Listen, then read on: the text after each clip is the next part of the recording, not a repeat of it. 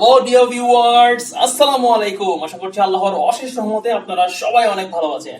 So DBMS এর গত ক্লাসে আমরা দেখেছিলাম ডিলিট কমান্ড, কিভাবে আপনি ডেটাবেজে কোন একটা টেবল থেকে এক বা একাধিক রো কিংবা পুরো টেবলের ডাটা যা আছে সবগুলোই ডিলিট করে দিতে পারবেন।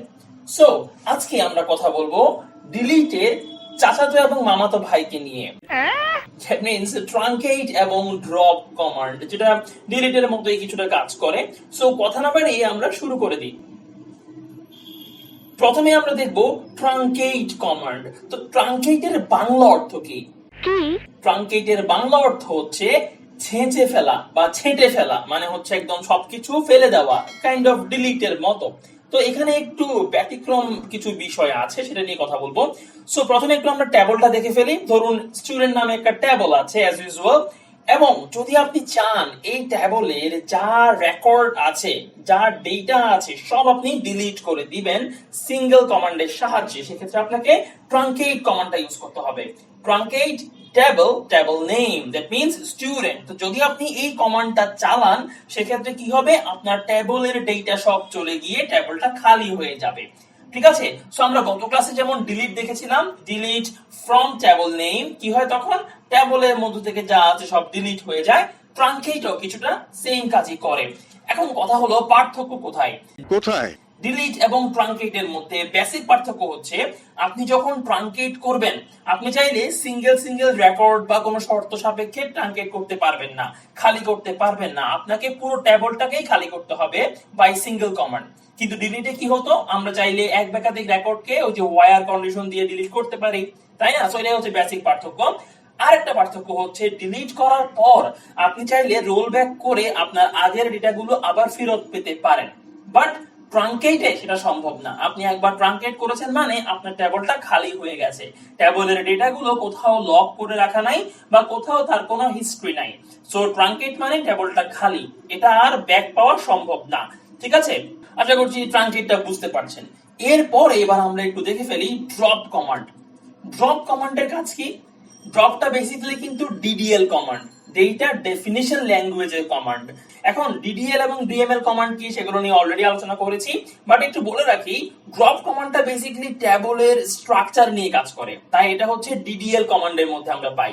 ওকে, তো টেবলের স্ট্রাকচার মানে কি?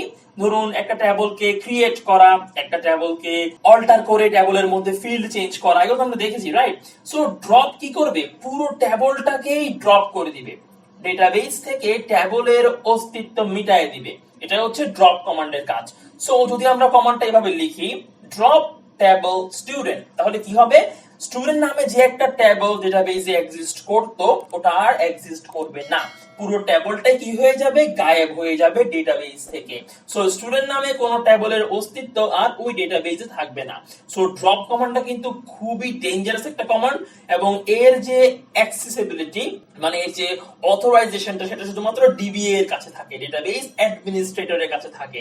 কারণ সবাইকে যদি অ্যাক্সেস দেওয়া হয়, যে কেউ চাইলে আপনার টেবলটা ডিলিট করে দিতে পারে, রাইট? সো এটা শুধুমাত্র ডিবি এর কাছেই অ্যাক্সেসটা থাকে। সো ড্রপ টেবল স্টুডেন্ট যদি আপনি লিখি, স্টুডেন্ট যে টেবলটা ওইটা পুরো ডেটাবেস থেকে গায়েব হয়ে যাবে। সো আশা করছি আপনারা এই দুইটা থিওরিটিক্যাল ব্যাপারগুলো বুঝতে পেরেছেন। এবার আমরা দুটোটাকে একটু প্র্যাকটিক্যালি দেখবো। সো চলুন আমরা চলে যাই livesql.oracle.com এ।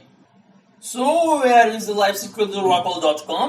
এখানে আমরা প্রথমে একটা টেবল ক্রিয়েট করব। আমরা জানি প্রত্যেকবার আমাদের টেবল ক্রিয়েট করে কাজগুলো করতে হয়, যেহেতু আমরা এখানে অ্যাকচুয়ালি একটা অনলাইন ভার্সনে কাজ করছি। বাট নরমালি আপনি প্রজেক্ট যখন করবেন বা ওরাকল এর সার্ভারে কাজ করবেন তখন আপনার বারবার করা লাগবে না। আমি জাস্ট আইডি আর নেম নিয়ে কাজ করি, রান করলাম, টেবল ক্রিয়েট করা হয়ে গেল। এবার আমরা ইনসার্ট করে ফেলি, ইনসার্ট ইনটু স্টুডেন্ট, এবং সেখানে কি কি আছে, আইডি নেম, এগুলোতে আমরা ভ্যালুস সেট করব 1 এবং আবির। দ্যাটস ইট, আইডি এবং নেমটা সেট করে দিলাম। রান করলে ইনসার্ট হয়ে যাবে, দেখুন 1 রো ইনসার্টেড। আরো কয়েকটা রো ইনসার্ট করি, যেহেতু ইনসার্ট করতে এখানে কোনো টাকা পয়সার প্রয়োজন নাই। আবার ইনসার্ট হয়ে গেল,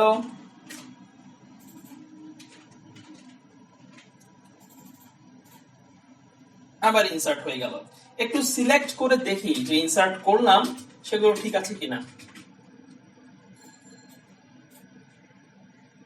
সো এই যে খেয়াল করুন আইডি 1 নেম আবির সুমন নিশ্চুপ চলে আসলো, ওকে ফাইন।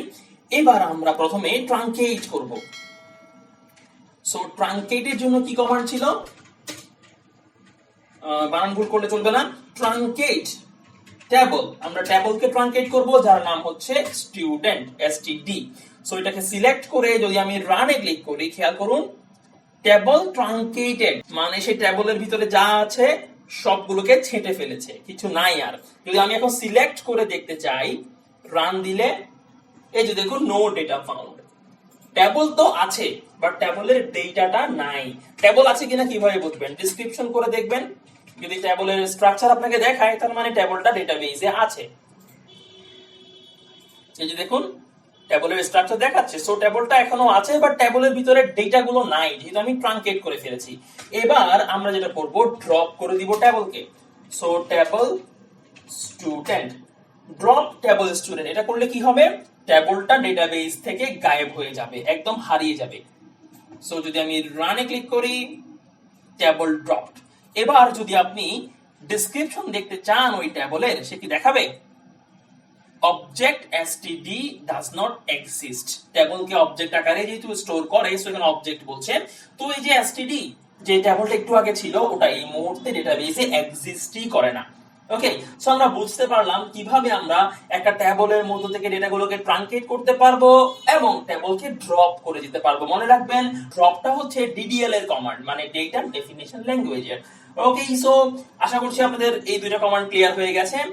নেক্সট ক্লাসে খুব ইম্পর্টেন্ট একটা টপিক নিয়ে আলোচনা করব, যেখানে আমরা দেখব ডিলিট, ট্রাঙ্কেট এবং ড্রপ এই তিনটার মধ্যে ডিফারেন্স কি, এবং এগুলো আলোচনা করাটা খুব বেশি জরুরি, কারণ বিভিন্ন জবের পরীক্ষায় কিংবা ভাইভাতে, সফটওয়্যার ইন্ডাস্ট্রি যে ভাইভাগুলো হয় বিভিন্ন জায়গাতে কিন্তু এগুলো কোশ্চেন করে, এগুলোর মধ্যে পার্থক্য কি, যদি ডেটাবেস রিলেটেড কোশ্চেন হয় আর কি। তো এগুলো জানাটা খুবই ইম্পর্টেন্ট। তো দেখা হবে সবার সাথে আবার নেক্সট ক্লাসে। টিল দেন ভালো থাকবেন সবাই, আসসালামু আলাইকুম, আল্লাহ হাফেজ। দি এন্ড চলে এসেছে, ফিনিশ।